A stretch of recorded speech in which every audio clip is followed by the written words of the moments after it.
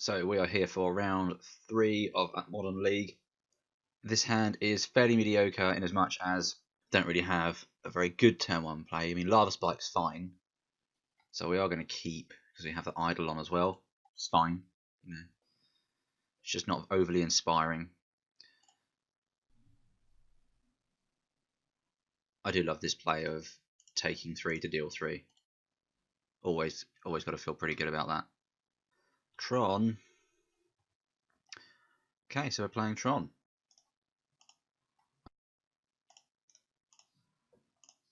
Roll out the Eidolon. Not actually sure how good Eidolon is against this deck, as I'm sure they do have some 3 or less cards. I don't think it's that many.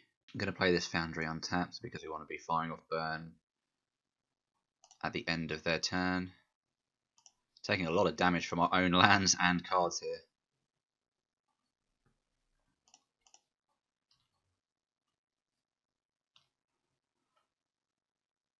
All is dust.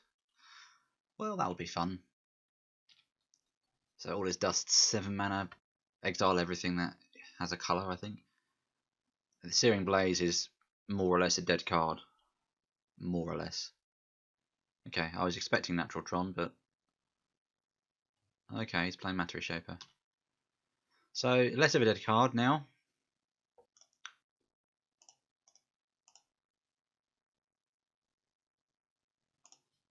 Skullcrack our opponent. Oh, come on. That's really frustrating because they don't even... This is where Searing Blaze can just be so bad.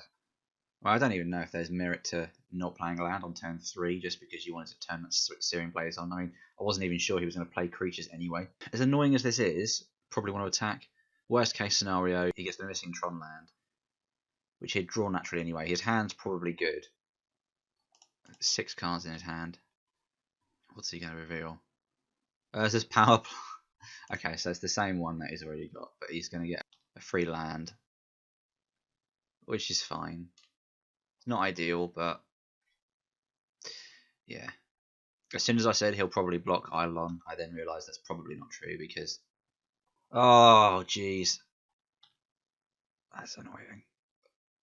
Give me a break, Matter Shaper. Give me a friggin' break. Don't really want to lose Atarka's command.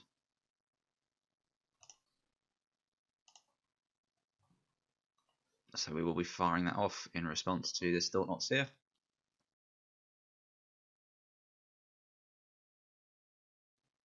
Get rid of an almost irrelevant Searing Blaze. I mean, a land will be great now, off the top, as we just kill him. Or a burn spell. Yeah. I think it's definitely correct to attack here because I have a very limited window now to draw what I need to kill him. Okay, so yeah, I think this is just about enough. Very nearly wasn't. So I play Swiftspear, take 2 damage.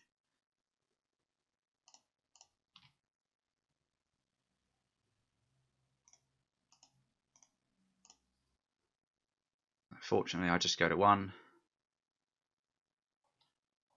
My opponent takes just about lethal. That's pretty good. Very close little game there, as the amount of damage I dealt myself was pretty ridiculous. So if he's playing big Eldrazi, big creatures, Deflecting Palm is good, and Path to Exile is good. I don't know about Ancient Grudge being that good at all, really.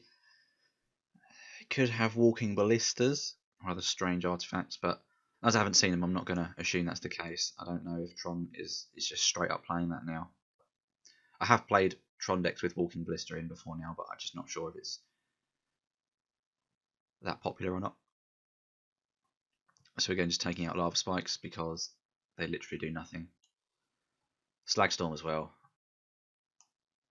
This just doesn't do enough. So extra bit of removal and a way to just mess up racing against big Eldrazi. So he has mulliganed, which is a good sign. And I'm going to keep this hand, I think.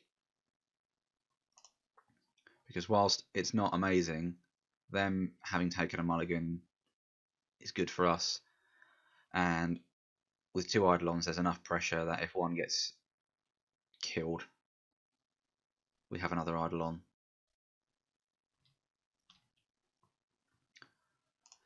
Again, it's not overly exciting because I just don't think Eidolon's that relevant in this match, but we need creatures to sort of force 3 damage in the early turn, so... Chalice.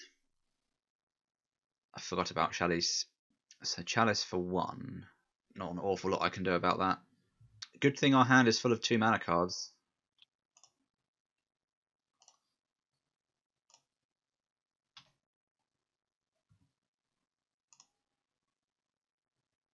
Play the Eidolon.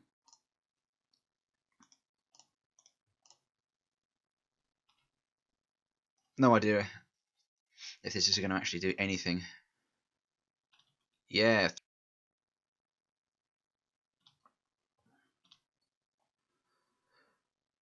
I think we probably want to Helix the Matter Reshaper. Just so that we can just get through with the Eidolon. Just keep putting pressure on.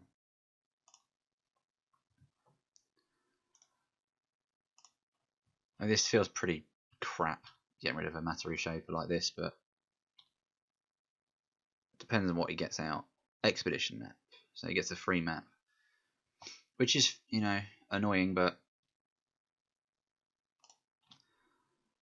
I want to just keep getting through. So effectively, the Helix so far has done 2 damage instead of 3. If you look at it in how much damage that card could net you. On its own, you just burn your opponent for 3.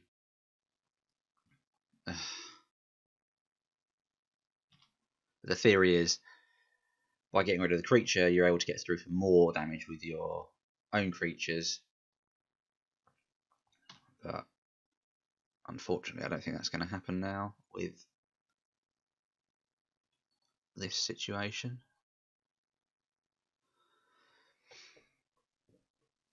I find it interesting he took the other Eidolon. I would have taken a Boros Charm or an Atarka's Command. But then now he knows he can just kill our lands, so they leave the Boros Charms to rot. So well done, Ghost Quarter.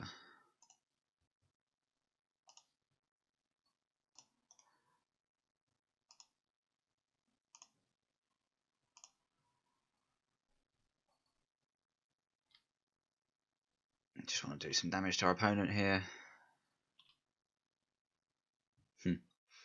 That is funny. Thought Not Seer was pretty rough there. When you look at it and you think, oh, actually, they're quite a slow, dirtly deck, but a combination of what they're able to do with all their lands and Thought Not Seer and Chalice of the Void, it's quite a lot of disruption that you wouldn't necessarily expect. Oh yeah, literally doesn't matter.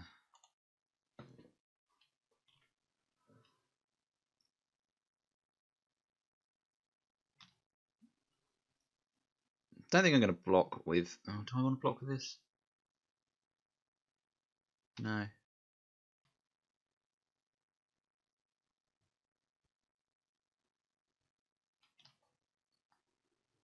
That was a good draw.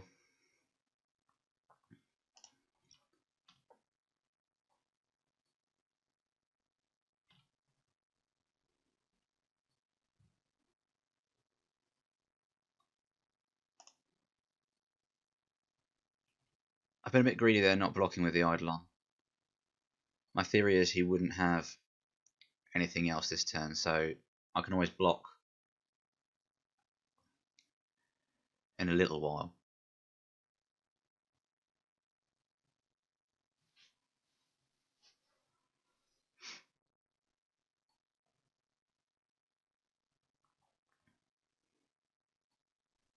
Kind of hoping this didn't happen though. Yeah, I should have blocked the Thought Not Seer. Again, not doing the maths. If he drops decks or just plays a Reality Smasher.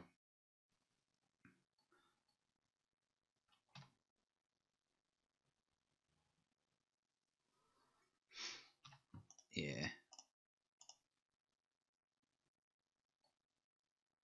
That was silly.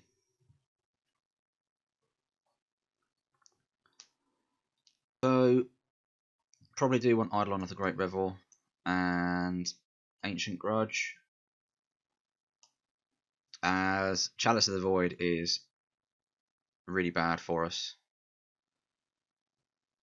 Probably take out the Lava Spike and 3 Boros Charms. Although Rift Bolt doesn't do an awful lot.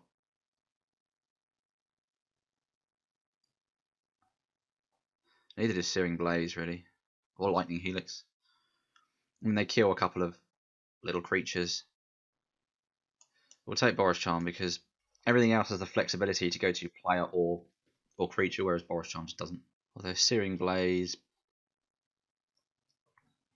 is really not that good. I think I'll keep 2.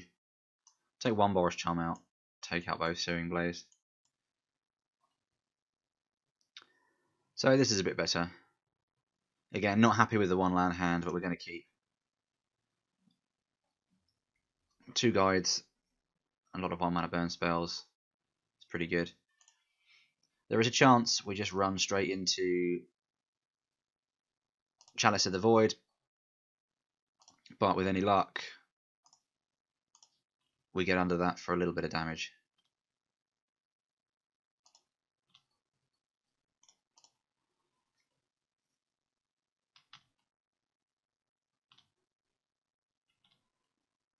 I mean, the likelihood his turn 1 is land go, and then we play a second Goblin Guide. We've done 6 damage to him, which is really good. Land Expedition map go. Same difference.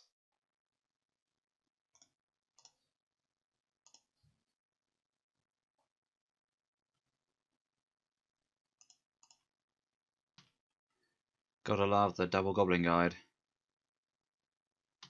Reality Smasher. That's not good. Spatial Contortion. Ratchet Bomb. Oh no. So he's going to get to kill the guides next turn.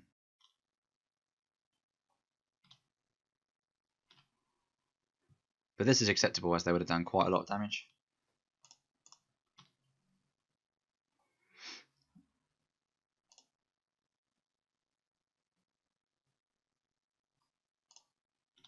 Okay, so I'm now in 2 minds whether to play.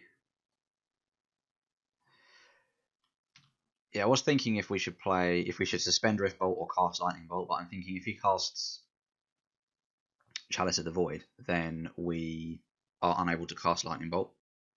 So I think sitting on it and just firing it off end of turn and firing it off in response to a Chalice of the Void is probably better. So we're going to stick with that. So this is exactly why we kept the hand. I mean, we are being punished somewhat for having only drawn 1 land, but the Goblin Guides have combined to do 10 damage to our opponent before they've able to really do very much about them. And we knew they were going to get tagged by the Ratchet Bomb there. Ugh. Basilisk Collar. Fine.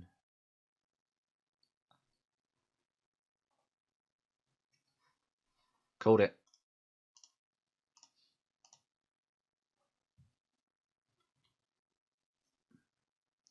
Which is great. So that's exactly why we didn't suspend Rift Bolt. Land? No. Okay, so now we will now we suspend the Rift Bolt and pass the turn. We're not out of the woods yet. And I think we just point this at our opponent, given that their life total is so low. Gotta love it.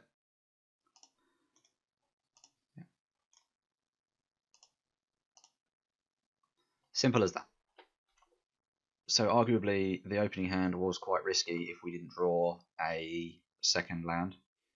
But given that we were on the play and our opponent was playing a deck that doesn't really do an awful lot on turns 1 to 2 to actually deal with a Goblin Guide.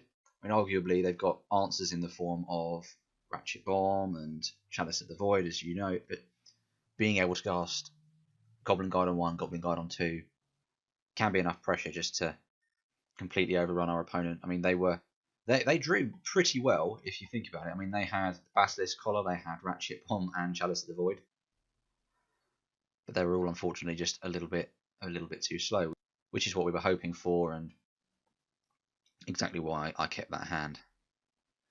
I think that's important to think about when you're deciding whether to mulligan sort of 1 or 2 land hands is if you don't draw the land straight away, are you actually able to still interact on some level and cast spells and do things if you don't get that land off the top straight away? And that hand we were, with 2 guides and 2 1-mana spells, we're sitting there thinking, well, we can cast stuff every turn if we don't draw lands immediately. Obviously, you need more land at some point to be able to cast the 2-mana spells, but that's the risk-reward element. You think to yourself, well, I will obviously need a land at some point. I can't play this game with only the 1 land, but you just have to think whether or not you've got enough spells that you can cast, things that you can do before you get to that point. Obviously, if we hadn't just drawn the land there, this game could have been very, very different. Our opponent equips with the Basilisk Collar and starts gaining life, which would have been a nightmare. But we drew the land we needed, and that was that. That was turn 5. So 4 draw steps to find a land, which is quite a few. You'd hope at one of those would at least be a land. I mean, I don't know what the odds are on that exactly, but you would expect at least 1 land within the first 4 turns of the game. So that was round 3. We're moving on to round 4 in a bit.